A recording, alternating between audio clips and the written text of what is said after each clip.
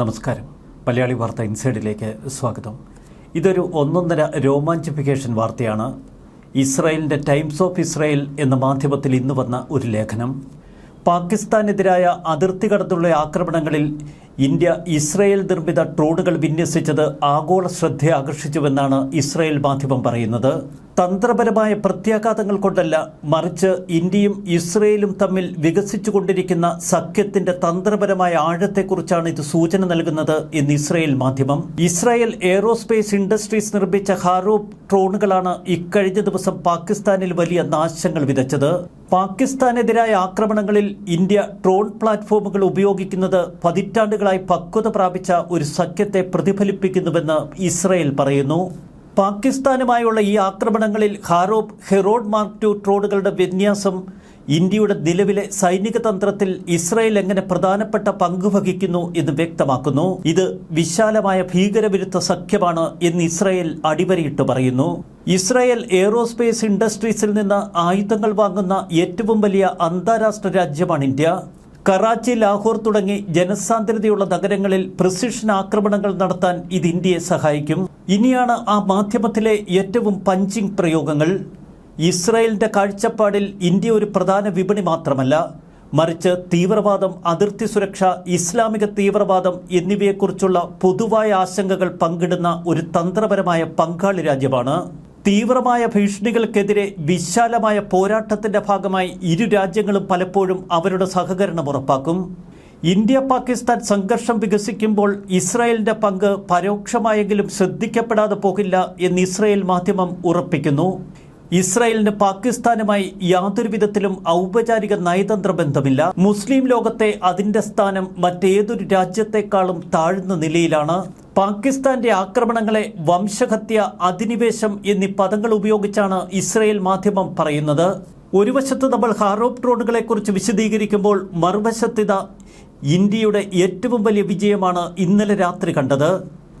പാകിസ്ഥാൻ തങ്ങളുടെ ഏറ്റവും കരുത്തേറിയ ആയുധം എന്ന് വിശേഷിപ്പിച്ച ഫത്ത-2 ഇന്ത്യയുടെ ബാറാക്ക് 8 എന്ന വ്യോമ പ്രതിരോധ സംവിധാനം അടിച്ച് നിലം പരിശാക്കി. ഇന്ത്യക്ക് ഇസ്രായേൽ സമ്മാനിച്ച സാങ്കേതിക വിദ്യയാണ് ബാറാക്ക് 8 എന്ന വ്യോമ ഉപരോധ സംവിധാനം.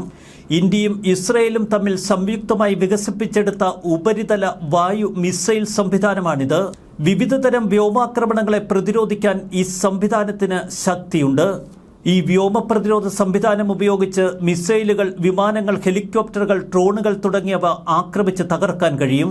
70 മുതൽ 100 കിലോമീറ്റർ വരെ ദൂരപരിധിയുള്ള ഈ മിസൈൽ അത്യാധുനിക റഡാർ സംവിധാനവും കമ്പ്യൂട്ടർ നിയന്ത്രിത ഗൈഡൻസ് സിസ്റ്റവും ഉപയോഗിക്കുന്നു. ഈ മിസൈൽ പ്രതിരോധ സംവിധാനത്തിന്റെ അവസാന പരീക്ഷണങ്ങൾ ഇന്ത്യ പൂർത്തിയാക്കിയത് 2025 ഏപ്രിൽ 7-ന്. ഇസ്രായേൽ നിർമ്മിത മിസൈൽ പ്രതിരോധ സംവിധാനം ഇന്ത്യ വിജയകരമായി പരീക്ഷിച്ചു എന്ന ഇസ്രായേൽ മാധ്യമങ്ങളിൽ വന്ന വാർത്ത. ഈ പ്രഖ്യാപനം നടത്തിയതാവട്ടെ മിസൈൽ പ്രതിരോധ സംവിധാനത്തിന്റെ നിർമ്മാതാക്കളായ ഇസ്രായേൽ എയ്റോസ്പേസ് ഇൻഡസ്ട്രീസ്. വെല്ലുവിളി നിറഞ്ഞ ഉയരങ്ങളിലും ദൂരപരിധിയിലുമായി വ്യത്യസ്ത വേഗതയിലുള്ള 4 വ്യോമ ലക്ഷ്യങ്ങളെ തടസ്സപ്പെടുത്തിയായിരുന്നു പരീക്ഷണങ്ങൾ നടത്തിയത്. 2017 ഇന്ത്യക്ക് മിസൈൽ സംവിധാനം വിൽപ്പന നടത്തുകയായിരുന്നു ഇസ്രായേൽ. അതിനുശേഷം നിരവധി പരീക്ഷണങ്ങൾ നടത്തി. ബാറാക്ക് 8 എന്ന വ്യോമ പ്രതിരോധ സംവിധാനത്തിന്റെ വിജയം നമ്മുടെ രാജ്യങ്ങൾ തമ്മിലുള്ള ബന്ധം ശക്തിപ്പെടുത്തുമെന്ന് ഇസ്രായേൽ പറഞ്ഞിരുന്നു. ഇന്ത്യൻ പ്രതിരോധ മന്ത്രാലയത്തിന്റെയും ഇസ്രായേൽ സാങ്കേതിക വിദ്യയുടെയും സംയോജനമായിരുന്നു ബാറാക്ക് 8. ഇപ്പോഴിതാ ബാറാക്ക് 8 പാകിസ്ഥാന്റെ ഫത്ത-2 മിസൈലുകൾ തകർത്തെറിയുമ്പോൾ അത് ഇന്ത്യ വിജയത്തിന്റെ നെറുകയിലെത്തുന്ന കാഴ്ചയാണ്. ഇന്നലെ രാത്രി ഇന്ത്യ തകർത്തത് പാകിസ്ഥാൻ തൊടുത്ത ഫത്ത-2 എന്ന മിസൈലാണ് എന്ന് കേന്ദ്ര സർക്കാർ ഇന്ന് വാർത്താ സമ്മേളനത്തിൽ വ്യക്തമാക്കിയിരുന്നു. പാകിസ്ഥാന്റെ ദീർഘദൂര കൃത്യതയുള്ള ആക്രമണങ്ങൾക്ക് അവർ ഉപയോഗിക്കുന്ന ആയുധശേഖരത്തിലെ ഏറ്റവും പുതിയ ആയുധമാണ് ഫത്ത-2. പാകിസ്ഥാൻ സേന വികസിപ്പിച്ചെടുത്ത അത്യാധുനിക മിസൈൽ എന്നൊക്കെയാണ് പാക് മാധ്യമങ്ങൾ ഫത്ത-2വിനെ വാഴ്ത്തിയത്. നേരത്തെ പാകിസ്ഥാന്റെ പക്കലുള്ളത് 140 കിലോമീറ്റർ പരിധിയുള്ള ഫത്ത-1 എന്ന മിസൈൽ ശേഖരമായിരുന്നു. പിന്നീട് ഫത്ത-2 400 കിലോമീറ്റർ ദൂരപരിധിയുണ്ട് എന്ന് പാകിസ്ഥാൻ തന്നെ പ്രഖ്യാപിക്കുന്നു. റഡാറുകൾ തങ്ങളുടെ മിസൈലിനെ കണ്ടെത്തുന്നതിൽ പരാജയപ്പെടുമെന്നായിരുന്നു ഫത്ത-2 അവതരിപ്പിച്ചുകൊണ്ട് പാകിസ്ഥാൻ അന്ന് പ്രഖ്യാപിച്ചത്. എന്നാൽ ഫത്ത-2 വന്നയുടൻ ഇന്ത്യയുടെ ബറാക്ക് 8 എന്ന വ്യോമ പ്രതിരോധ സംവിധാനം തിരിച്ചറിയുകയും അതിനെ തുണ്ടുതുണ്ടായി തകർത്തെറിയുകയും ചെയ്തിരിക്കുന്നു. ഫത്ത-2 മിസൈൽ രാജ്യത്തിന്റെ പരമ്പരാഗത പ്രതിരോധത്തെ ശക്തിപ്പെടുത്തുമെന്നായിരുന്നു പാകിസ്ഥാന്റെ വാദം. പാകിസ്ഥാൻ സൈനിക വൃത്തങ്ങൾ വലിയ അവകാശവാദങ്ങളാണ് ഇത് സംബന്ധിച്ച് മുഴക്കിയത്. ഇന്ത്യയുടെ ദേശീയ തലസ്ഥാനമായ ഡൽഹിയുടെ നേർക്ക് തങ്ങൾക്ക് ആക്രമണങ്ങൾ നടത്താൻ ഫത്ത-2 കൊണ്ട് കഴിയുമെന്നായിരുന്നു അന്ന് പാക് വിരട്ട്. ഒരുപക്ഷെ ദില്ലി കേന്ദ്രീകരിച്ച് തന്നെയാവാം ഇക്കഴിഞ്ഞ രാത്രി പാകിസ്ഥാൻ ഫത്ത-2 മിസൈൽ തൊടുത്തത്. എന്നാൽ ഇസ്രയേൽ സാങ്കേതിക വിദ്യയിൽ ഇന്ത്യ സ്വന്തമാക്കിയ ബറാക്ക് 8 അതിനെ തകർത്ത് തരിപ്പണമാക്കി കളഞ്ഞു. വിക്ഷേപിച്ച ഉടൻ തന്നെ ഇന്ത്യയുടെ വ്യോമ പ്രതിരോധ സംവിധാനം ഈ മിസൈലിനെ ട്രാക്ക് ചെയ്തുവെന്നാണ് ഏറ്റവും ഒടുവിൽ സൈന്യം വെളിപ്പെടുത്തിയത്. ജനവാസമുള്ള പ്രദേശത്ത് എത്തുന്നതിന് മുൻപ് ആകാശത്ത് വെച്ച് അതിനെ തകർത്തെറിഞ്ഞു.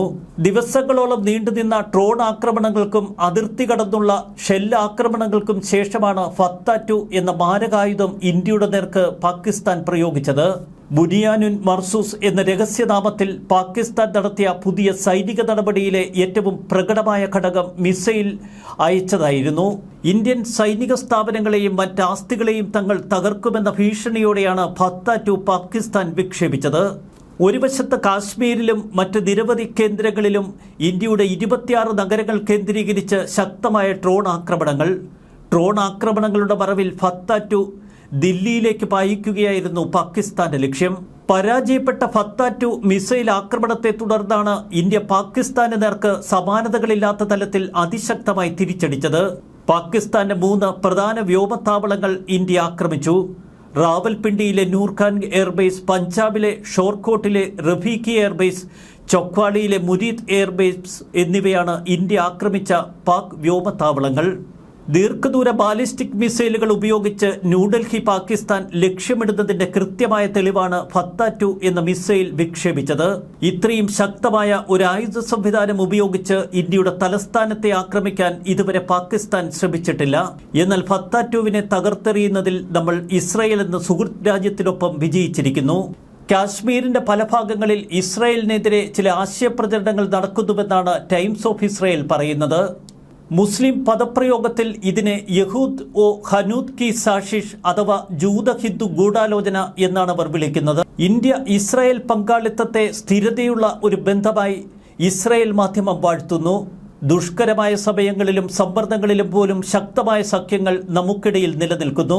2023 ഒക്ടോബർ 7 ഹമാസ് ആക്രമണങ്ങളെ തുടർന്ന് ഗാസയിൽ ഇസ്രായേൽ നടത്തിയ തുടർച്ചയായ യുദ്ധത്തിൽ നിരവധി യൂറോപ്യൻ രാജ്യങ്ങളും ഇസ്രായേലിന്റെ പരമ്പരാഗത സഖ്യകക്ഷികളും ആയുധ കയറ്റുമതി വൈകിപ്പിച്ചു. എന്നാൽ തന്ത്രപരമായ അപകട സാധ്യതയും അന്താരാഷ്ട്ര വിമർശനവും പോലും ഇന്ത്യ അവഗണിച്ച് നമുക്കൊപ്പം നമ്മുടെ പക്ഷത്ത് ഉറച്ചു നിന്നുവെന്നാണ് ടൈംസ് ഓഫ് ഇസ്രായേൽ പറയുന്നത്.